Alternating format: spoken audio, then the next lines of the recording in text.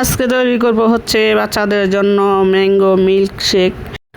এই রেসিপিটা যতটা না সহজ তৈরি করতে, তার চেয়েও কিন্তু বেশি হচ্ছে পুষ্টিগুণে ভরপুর এই রেসিপিটা। হ্যালো, আসসালামু আলাইকুম। তো আজকে তৈরি করব হচ্ছে ম্যাঙ্গো মিল্ক শেক। তো তার জন্য আমি এখানে 2টা আম নিয়েছি, আর আমি হাফ লিটারের উপরে একটু দুধ জাল দিয়ে ঠান্ডা করে নিয়েছি। আপনি যদি চান একটু বেশি ঠান্ডা করে নিতে পারেন। আমার এটা একটু কম ঠান্ডা ছিল, মানে বেশিক্ষণ ঠান্ডা হয়নি। তো এখন এই আমগুলোকে আমি অফ ক্যামেরায় ছিলে নিয়ে আসছি, কেটে টুকরো করে নিয়ে আসছি। দেখতে পাচ্ছেন আমের কালারটা কতটা সুন্দর। এইগুলো হচ্ছে আম্রপালি আম, খেতেও মিষ্টি এবং সুস্বাদু এই আমটা।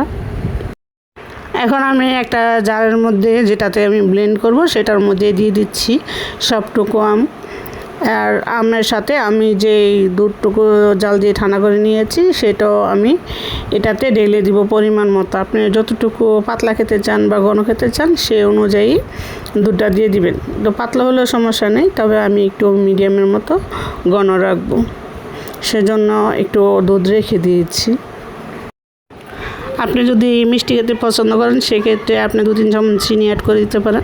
তো আমি যেহেতু চিনি বাচ্চাদের বেশি একটা খাওয়াই না, তো সেই জন্য আমি চিনিটা অ্যাড করলাম না। এমনিতে আমও মিষ্টি, আবার আইসক্রিম দেবো সাথে, সেটাও কিন্তু মিষ্টি। তো সেই জন্য চিনিটাকে আমি অ্যাভয়েড করেছি। তো এখন দেখতে পাচ্ছেন যে এই ম্যাঙ্গো মিল্ক শেকটা আমি তৈরি করেছি, এটা কিন্তু একদম ঘন হয়ে গেছে। আর এটাতে আমি এখন হচ্ছে অ্যাড করে দিব 2 চামচের মতো ভ্যানিলা আইসক্রিম। তো এখানে আর একটু বেশিও দেওয়া যাবে, তবে আমি একটু কমই দিয়ে দিচ্ছি। এখন আমি আবারও আইসক্রিমটা দিয়ে ভালো করে ব্লেন্ড করে নিব, যে আইসক্রিমটা আছে সম্পূর্ণটা এই ম্যাঙ্গো মিল্কশেকের সাথে মিশে যাবে। এখন দেখতে পাচ্ছেন কালারটা কিন্তু চেঞ্জ হয়ে গেছে আর একটু। এখন আমি গ্লাসে ঢেলে পরিবেশন করব। তো তার জন্য 2টা গ্লাস আমি নিয়েছি। তো এখানে কিন্তু যা আছে 3 জন খেতে পারবে খুব সুন্দর করে। তো আমি 2টা গ্লাসে আমি দিয়ে দিচ্ছি, তো সম্পূর্ণই ভরে দিচ্ছি। অনেকটুকুই কিন্তু এখানে হয়েছে। এখন আমি এটার উপরে পছন্দ মতো যে কোনো কিছু দিয়ে আপনি সাজিয়ে নিতে পারবেন। আমি এটার উপরে হচ্ছে দিব আইসক্রিম, যে ভ্যানিলা আইসক্রিমটা ছিল, সেটা আমি এখন আবারও এটার উপরে দিয়ে দিচ্ছি।